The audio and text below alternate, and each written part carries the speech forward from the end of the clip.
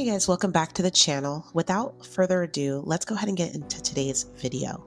So this story kind of caught everyone off guard. Mickey Rourke is currently going through it.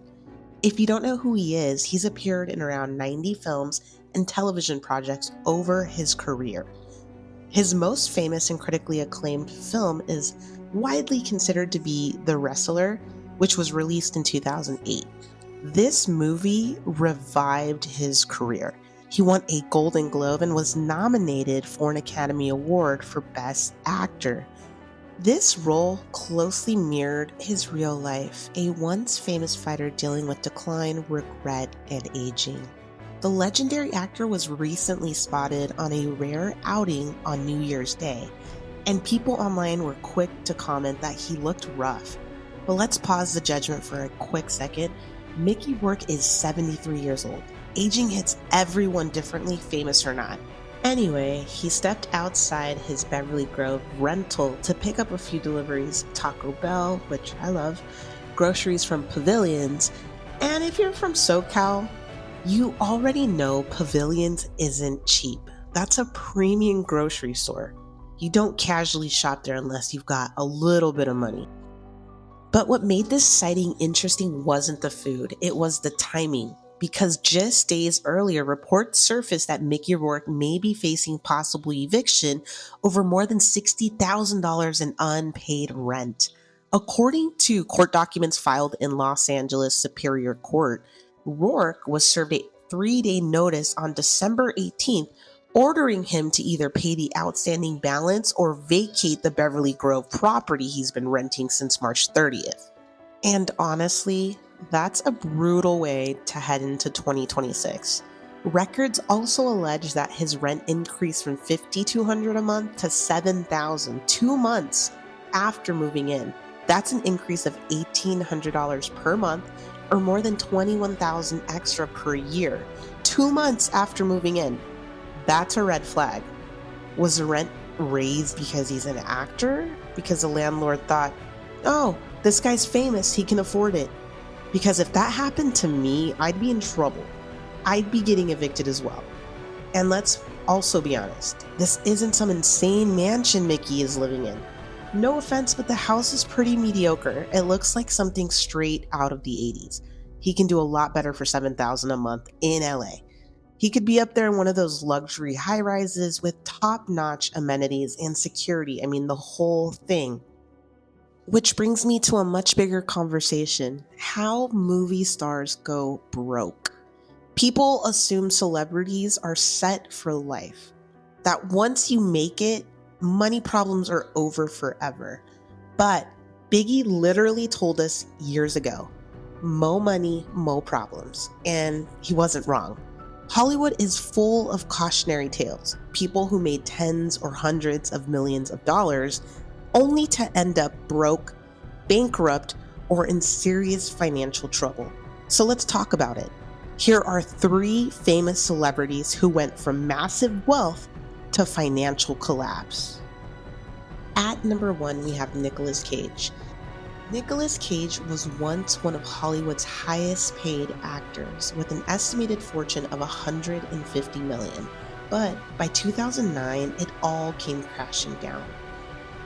Cage reportedly owed Uncle Sam $14 million in back taxes and was on the brink of bankruptcy. So, how does someone go from that level of success to financial chaos in just over a decade? Simple.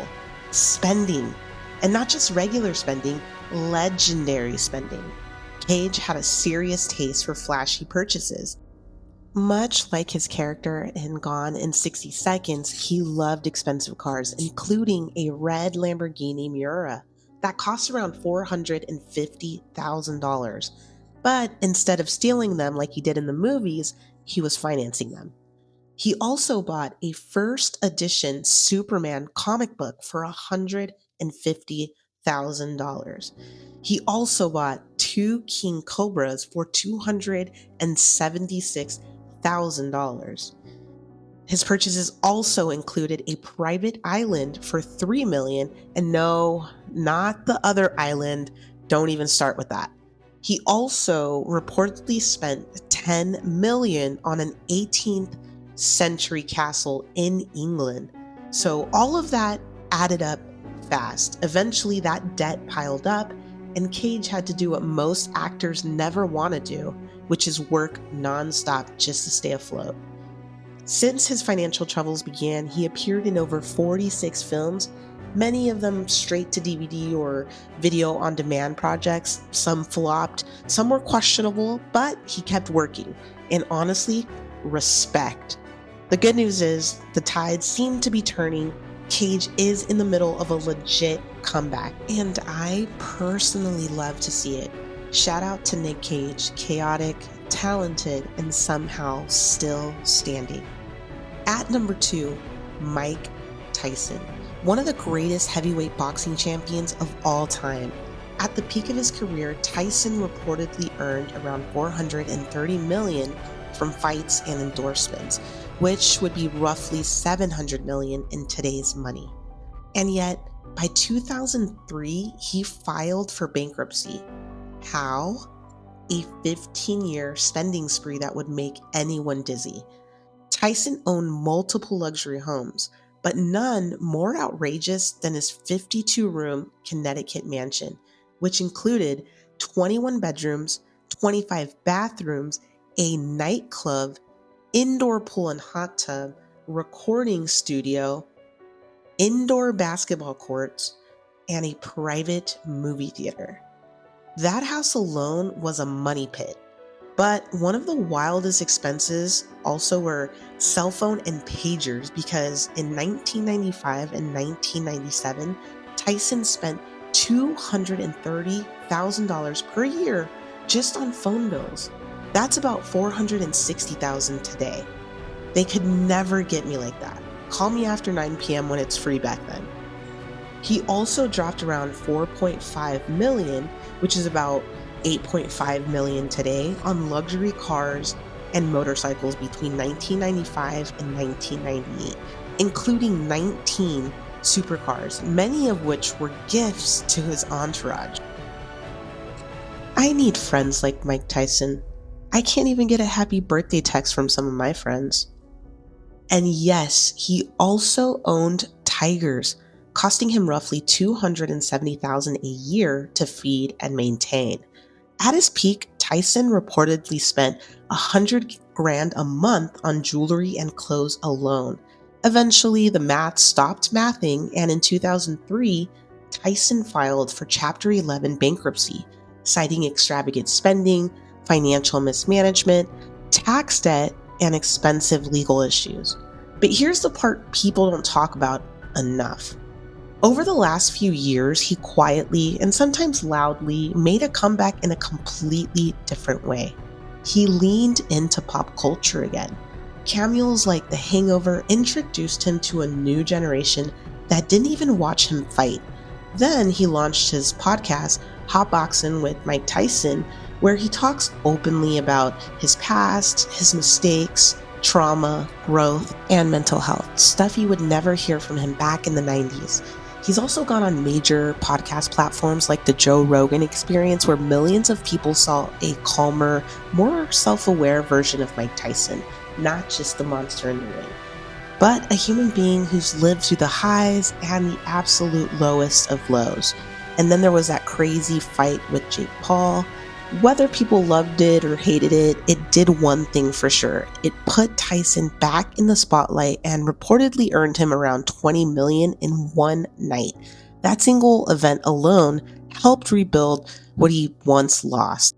On top of that, he's built legitimate businesses, including his Tyson 2.0 cannabis brand, which has become a major revenue stream for him.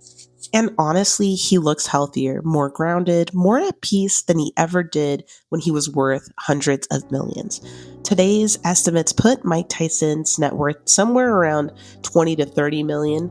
Nowhere near what he once had, but considering he hit rock bottom and filed for bankruptcy, that's a serious comeback. Mike Tyson's story isn't just about losing it all, it's about surviving your own worst impulses and still finding a way to come back swinging. Last but not least, we have Michael Jackson, the king of pop. Despite being one of the most successful musicians in history, Jackson reportedly died with more than $500 million in debt in 2009. Court documents revealed that his spending habits were described as exorbitant, with debts increasing roughly $30 million per year. One of the biggest drains was his Neverland Ranch. Maintaining that property with its amusement park, zoo, and staff cost an estimated of 5 to 10 million annually.